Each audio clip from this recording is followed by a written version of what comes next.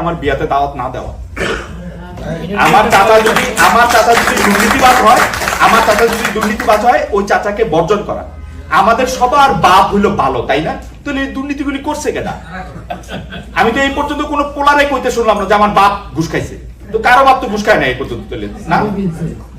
মানে এটা মানে আমাদের কারো বাপ ঘুষ খায় নাই, আমাদের কারো মা দুর্নীতি করে নাই, আমাদের কারো বড় ভাই কোনোদিন কোনো কিছু করে নাই। মানে এই দুনিয়াতে আমি ছাড়া বাকি সবাই নিয়ে কোশ্চেন করা যায়। শেখ হাসিনার মতো আমার ছাড়া আওয়ামী লীগের সবাই কেনা যায়।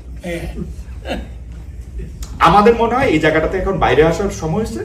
আমাদের এখন যেইটা করা দরকার, নিজের দিকে তাকানো দরকার এবং ইউনাইটেড থাকা দরকার। একটা ভয়েসে কথা কওয়া দরকার। 100টা ভয়েস 100টা জায়গা থেকে আসলে মনেও কম থাকে, জিনিসটা ইম্প্যাক্টও কম তৈরি করে।